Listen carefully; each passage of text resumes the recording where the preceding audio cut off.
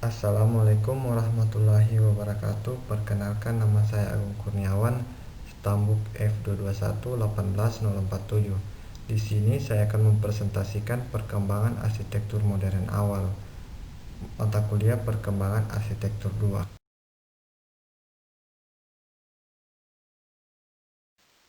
Arsitektur modern awal. Arsitektur modern adalah suatu istilah yang diberikan kepada sejumlah bangunan dengan gaya karakteristik yang mengutamakan kesederhanaan bentuk dan menghapus segala macam ornamen. Dalam kurun 1880 sampai 1890 terjadi semacam revolusi industri kedua dalam bentuk rasionalisasi dan penggunaan mesin secara besar-besaran.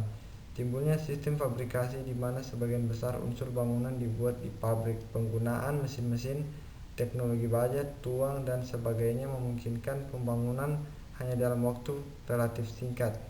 Terjadinya spesialisasi dan terpisahnya kedua keahlian arsitek dalam hal bentuk, ruang, dan fungsi di suatu pihak dan keahlian konstruksi dan struktur dalam hal perhitungan dan pelaksanaan bangunan di lain pihak. Terjadi ledakan jenis bangunan yang makin beragam. Ruang pamer besar, pabrik, toko-toko besar, stasiun kereta, kantor, apartemen, lapangan terbang, hanggar, dan gedung bioskop. Dalam masa modernisasi awal, teori-teori keindahan khususnya dalam arsitektur oleh Pungin, Ruskin, Morris, dan lain-lain berkembang secara lebih radikal, menantang klasisme, sebaliknya menekankan pada fungsionalisme dan purisme atau kemurnian.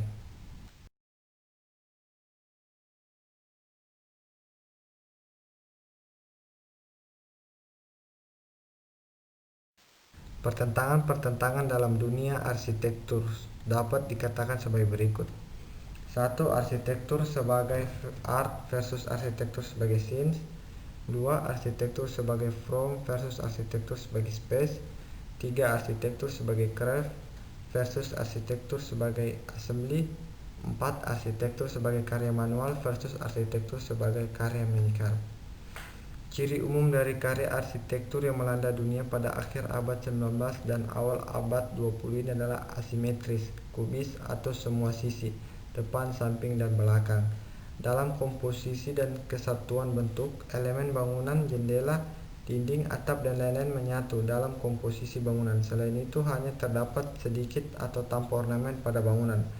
Hal ini memperlihatkan dengan jelas sebagai perlawanan arah dari arsitektur klasik dan juga sangat berbeda dengan modern eklektik, di mana ornamen elemen-elemen bangunan, pondasi, kolom, atap, jendela, dinding, dan lain-lain yang terlihat jelas sebagai unsur tersendiri suatu dengan lain lepas, tidak dalam kesatuan.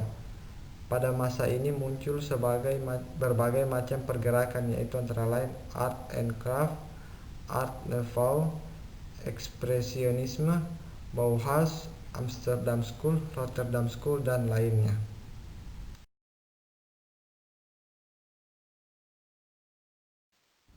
Ciri dan bentuk bangunan arsitektur modern awal. 1. Post Saving Bank Office 1904-1906 merupakan bangunan pre-Renaissance, bebas dalam mengolah namun masih terlihat cirinya. Bagian-bagian sudah mulai menyatu dalam komposisi, misalnya antara dinding, pintu, dan jendela.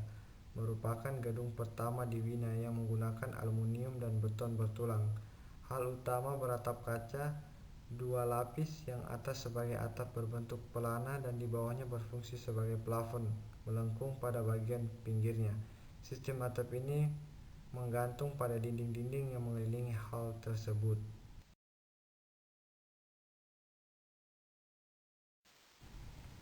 2. La Majolica House 1898-1899. Bangunan bersejarah yang menandai mulainya arsitektur modern rasionalis dan Art Nouveau. Bagian depannya berupa bidang datar seperti dekor dengan deretan monoton vertikal horizontal. Jendela dan pintu pada bagian bawah kesan simetris diperkuat dengan adanya balkon di kanan kiri. Adaptasi dan pemanfaatan hasil industri terlihat pada penggunaan baja rangka atap balustrade pada lantai 2 dan 3. Juga bergaya Art Nouveau, penggunaan keramik sebagai pelapis dinding dengan ornamen Art Nouveau berupa penyederhanaan bentuk flora berlatar belakang kekuning-kuningan, hiasan tersebut terlihat kontras dan mencolok.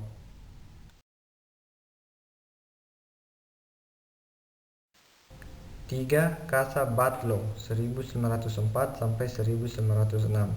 Modernisasi Gotik terlihat pada menara-menara runcing, tetapi dalam lagam Art Nouveau ini, di bagian depan bangunan dibuat penonjolan-penonjolan balkon berbentuk plastis lengkungan-lengkungan seperti batu karang. Pintu jendela kaca lantai dasar 2 dan 3 mirip seperti gua dan kolom-kolom berbentuk silinder seperti batang pohon di hutan berwujud suatu bentuk yang berkesan metaforik. Konsep bangunannya berwarna-warni sehingga seperti lukisan. 4. Casa Milla Apartemen 1906-1910. Bentuknya seperti lahar meleleh dan memberikan kesan seperti formasi tebing karang terkikis oleh angin dan air. Art Nouveau diterapkan dalam balustrade, teralis, pintu dan lain-lainnya merupakan bentuk kreasi yang sama sekali baru, dikatakan istimewa dan juga aneh. Bentuk teralis besi, beton cetak berbentuk sangat plastis melengkung silinder.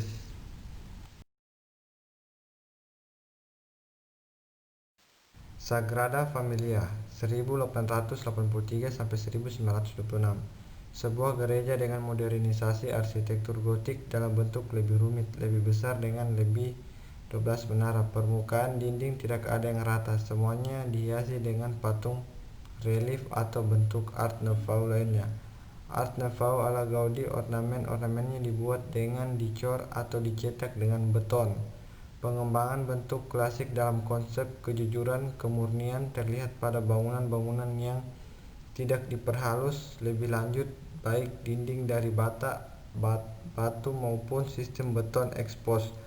Setelah cetakannya dibuka, sistem konstruksi, kolom lengkungan, bidang parabolik dan hiperbolik, bentangan lebar dan lain menutup adanya ketepatan dan perhitungan teknik struktur yang kompleks dan rumit, bagian dari teknologi modern.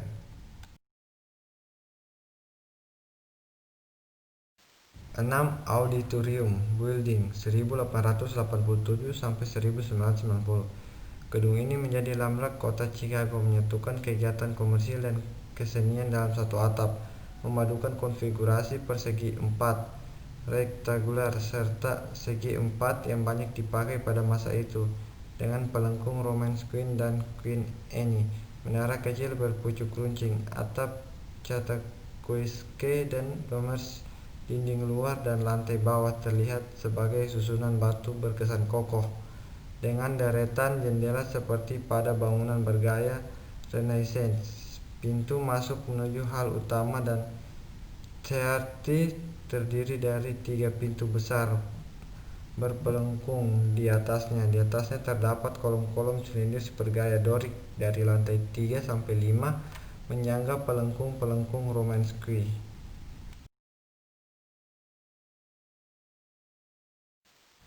7. Hotel Tassel 1892-1893. Menyatukan elemen konstruksi dengan dekorasi terlihat pada tiang balustrade terbuat dari tembaga. Ornamen dilukis pada dinding dengan corak Art Nouveau. Atap di atas menggunakan kaca dihias dengan warna kekuning-kuningan serasi dengan warna sekitarnya. Perabot interior rumah ini berbentuk dan karakternya menyatu seirama mengikuti bagian-bagian lainnya. Balok dan kusen pintu jendela semuanya bergaya Art Nouveau, selaras menyatu dengan elemen-elemen konstruksi. 8. Amsterdam Exchange 1896-1903. Permukaan dindingnya rata tanpa penonjolan elemen bangunan maupun hiasan. Pada permukaan dinding rata tersebut terdapat lubang pintu, jendela, ventilasi tersusun dalam irama tidak monoton dan tidak simetris. Menara yang lebih tinggi dari atap bangunan pada sudutnya menjadikan pandangan depan dan samping menjadi tidak simetris. Masuk utama melalui 3 buah pintu, bagian atasnya melengkung seperti pada bangunan romanika. Di atas pintu masuk terdapat deretan jendela kaca tersusun horizontal vertikal membentuk suatu bidang bermotif kotak-kotak. Ruang utamanya beratap setengah lingkaran berkerangka baja beratap kaca. Di bagian dalam konstruksi dinding sama dengan di luar, yaitu menggunakan bata merah tidak diplester. Sekian hasil presentasi yang dapat saya sampaikan. Lebih dan kurangnya mohon maaf. Wassalamualaikum warahmatullahi wabarakatuh.